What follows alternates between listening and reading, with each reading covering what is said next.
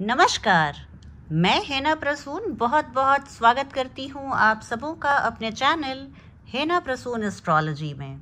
आइए ज्योतिष के एक नए कार्यक्रम में आज चर्चा का विषय रहेंगे सूर्यदेव। जैसा कि हम सभी जानते हैं 17 अक्टूबर 2021 को लगभग दोपहर के 1 बजे सूर्यदेव राशि परिवर्तित कर रहे हैं और अब वो अपनी साइन ऑफ डेबिलिटी यानी अपने नीच राशि तुला राशि में प्रवेश करेंगे। अब ऐसा नहीं है कि आप नीच राशि में सूर्यदेव के प्रवेश को सुनकर डर जाएं और आपको लगे कि सब कुछ बुरा बुरा ही होने वाला है। बहुत सारी राशियों के लिए बहुत अच्छी स्थिति लेकर आए हैं सूर्यदेव। इसके पहले कि मैं चर्चा शुरू करूं, आप सबों से मैं निवेदन करूंगी कि आप मेरे चैनल को सब्सक्राइब करें और वीडियो को पसंद आने पर लाइक करें तथा वीडियो के लिंक को आप अपने फ्रेंड्स और फैमिली में शेयर करें। आइए अब सीधे चर्चा शुरू करूं। सूर्यदेव की एक छोटी सी भूमिका आपको मैं बता दूं कि सूर्यदेव हम सभी के लिए ऊष्मा और प्रकाश के सोर्स हैं और अगर कुंडली में ये बहुत अच्छी स्थिति में है तो वहां से देखिए हमें पावर पोजीशन में बहुत सारे अधिकार और प्रभुत्व डोमिनेंस इन सब की प्राप्ति होती है। और अगर सूर्य मजबूत हैं तो हमें नाम प्रसिद्धि प्रतिष्ठा आनन फानन में ही मिल जाती है। हमें या तो सरकारी नौकरी या बड़े पॉलिटिशियंस या पॉलिटिकल एरिना से बहुत लाभ प्राप्त होता है। उच्च रैंक वाले अधिकारियों से हमारा संबंध बनता है या तो हम खुद उच्च रैंक के अधिकारी बन जाते हैं। तो इस तरह की स्थिति होती है।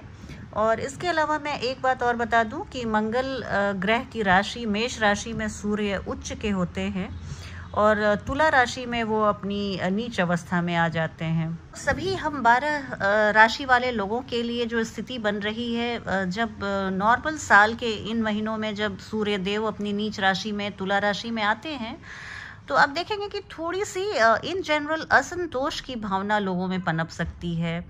हमारा जो लाइन ऑफ कम्युनिकेशन होता है वो बहुत क्लियर नहीं होता है। हम अपने बातचीत को बहुत स्पष्ट ढंग से एक दूसरे को नहीं बता पाते। इसके अलावा आप अपने मान सम्मान को लेकर चिंतित हो सकते हैं या आपको लगेगा कि मैं जितना डिज़र्व करता हूँ उतना मुझे नहीं मिल रहा। इसके अलावा आप थोड़े से सेल्फ सेंटर्ड हो सकते हैं, आत्म केंद्रित हो सकते हैं। आपको ट्रैवलिंग की इच्छा जागृत हो सकती है। आप किसी नई संस्कृति नई जगह को देखना चाह सकते हैं। इसके अलावा आप देखिए तो एक चीज़ है कि आपके प्रयासों में थोड़ी सी अधिकता दिख रही है। इन जनरल आपको ऊर्जा या जीवन शक्ति में कमी का एहसास हो सकता है।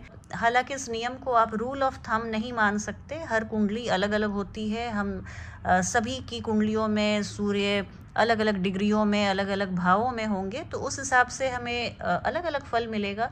मैं एक बहुत मोटे तौर पे बात बता रही थी। और इसके बाद 16 नवंबर 2021 को करीब दोपहर के 12:50 पे सूर्यदेव अपनी राशि परिवर्तित करके वृश्चिक राशि में प्रवेश कर जाएंगे। आइए अब बात करूं मीन राशि वाले जातकों के लिए सूर्य का वर्तमान में तुला राशि में गोचर क्या परिणाम लेकर आया है।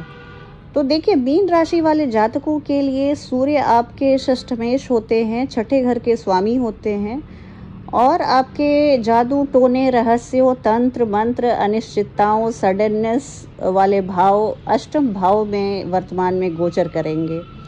तो निसंदेह जब देखिए अगर छठे घर के स्वामी अष्टम में जाते हैं तो ये एक तरह से विपरीत राजयोग बनाते हैं और हालांकि ये समय उतना अनुकूल नहीं कहा जा सकता क्योंकि सूर्य नीच राशि में है। लेकिन इतना तय है कि आप अपने कार्यों में कई बाधाओं के बावजूद सफलता को प्राप्त करेंगे। आप में थोड़ा बहुत मानसिक तनाव और बेचैनी भी रहेगी। तो इस तरह आप अपने को थोड़ी सी सेल्फ काउंसलिंग ज़रूर कीजिएगा। अपने जीवन शैली को आप नियमबद्ध तरीके से रखें। आप ध्यान साधना मेडिटेशन पीसफुल म्यूज़िक सुनना ये सब आप एक्टिविटीज़ अपने डेली लाइफ में ज़रूर शामिल करें। इससे आपका मन शांत रहेगा। आपके विरोधी भी हो सकता है थोड़े समय के लिए सक्रिय हो तो आपको सावधान रहना पड़ेगा। और लेकिन ये है कि आपके पास कुछ ऐसी कारगर तकनीक रहेगी बहुत इस तरह की कुछ आप इतना इफ़ेक्टिव वे से आप अपने विरोधियों को संभाल सकते हैं कि आपको खुद हैरानी होगी कि मुझ में इतनी कैपेबिलिटी है क्या। और इसके अलावा मैं देख रही हूँ कि आपको इस समय स्वास्थ्य का बहुत ध्यान रखना है। आप संतुलित भोजन कीजिए, पानी पर्याप्त मात्रा में पीजिए, अदरवाइज आपको डाइजेस्टिव प्रॉब्लम्स होने के संकेत मिलते हैं। और अगर मैं आपके मैरिड लाइफ की बात करूं तो यहाँ पे आपके जीवन साथी के स्वास्थ्य का भी आपको ध्यान रखना पड़ेगा। इस समय आप थोड़े से मटेरियलिस्टिक होते हुए दिख रहे हैं, भौतिकवादी हो रहे हैं। आप ऐसी अपनी इच्छाओं पर खर्च कर सकते हैं जिससे आपकी वित्तीय स्थिति प्रभावित हो सकती है। और आप इस समय जुए या सट्टेबाजी से बचिएगा, नुकसान होने की प्रबल संभावना है। आप किसी भी तरह के स्पेक्युलेटिव बिजनेस में हैं तो यहाँ बहुत सावधानी से आगे बढ़ने की ज़रूरत है।